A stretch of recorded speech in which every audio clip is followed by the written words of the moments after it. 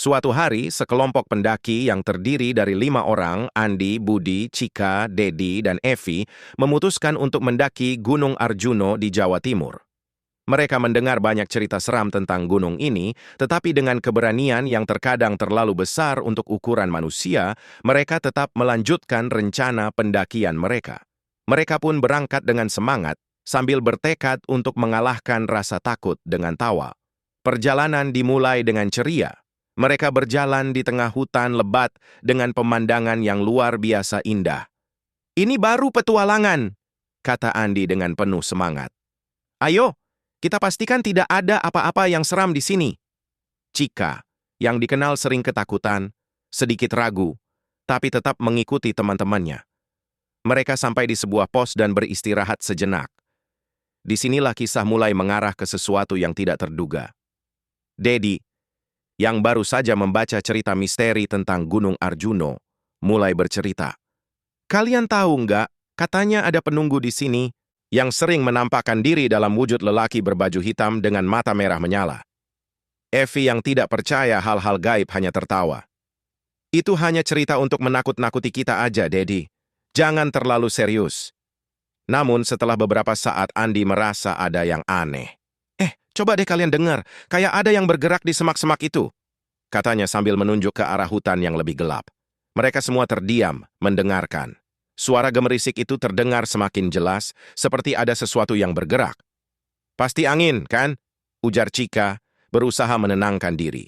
Namun, tiba-tiba terdengar suara tawa kecil, yang pelan-pelan berubah menjadi tawa yang agak menyeramkan. Suara itu datang dari kejauhan.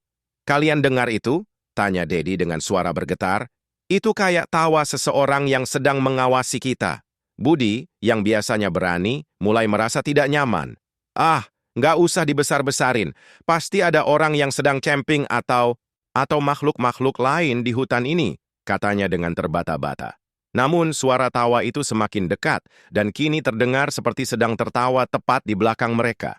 Semua pun berbalik dengan panik, namun yang mereka lihat hanya kegelapan hutan. Tidak ada apa-apa. Andi mencoba tetap tenang. "Coba deh, kita semua diam dan fokus. Kita nggak boleh terpengaruh hal-hal kayak gitu." Tapi tiba-tiba, sebuah benda jatuh di dekat mereka. Sebuah batu besar yang sepertinya dilempar dari atas, berguling-guling di tanah. "Ini nggak lucu lagi," teriak Cika, yang mulai panik. "Ayo kita turun sekarang juga." Dedi, yang sudah mendengar banyak cerita tentang Arjuno, mulai serius. "Sebenarnya, ada cerita yang bilang kalau penunggu Arjuno sering menggoda pendaki dengan cara seperti ini. Suara tawa itu hanya bagian dari ujiannya." Tiba-tiba mereka mendengar suara langkah kaki berat yang mengikuti mereka. Satu persatu mereka merasa seperti ada sesuatu yang berjalan di belakang mereka. Dedi berbisik, "Kita nggak sendirian, guys." Akhirnya, mereka sampai di pos berikutnya dan memutuskan untuk beristirahat lagi.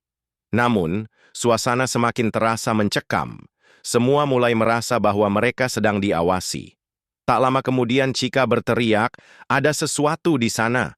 Dia menunjuk ke sebuah bayangan hitam yang tampak bergerak di antara pepohonan. Mereka semua menatap dengan cemas, namun bayangan itu segera menghilang. Hening sejenak, kemudian terdengar lagi suara tawa itu, kali ini lebih keras dan jelas. Tawa itu bergema di seluruh hutan. Sudah, jangan dengerin itu," teriak Budi, yang berusaha menenangkan teman-temannya. "Kita harus terus berjalan, jangan biarkan hal-hal kayak gini menghalangi kita."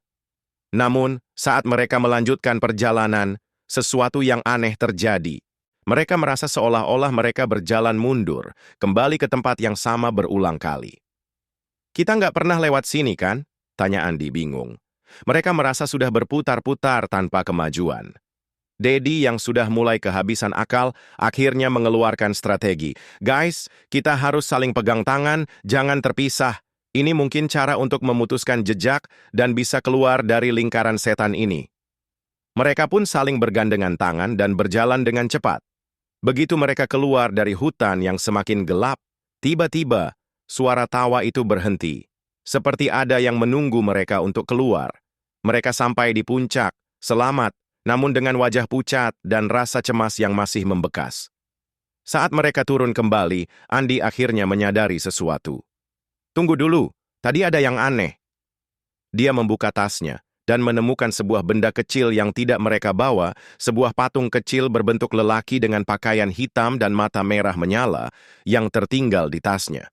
Wah, ini bukan punya kita. Mereka tertawa canggung, mencoba melupakan kejadian itu.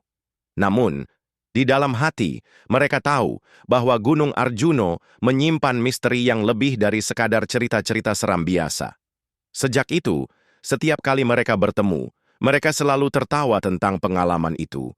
Namun dengan sedikit ketegangan yang tetap terasa, karena mereka tahu ada sesuatu yang aneh dan lucu, tapi tetap menyeramkan di balik pengalaman pendakian mereka.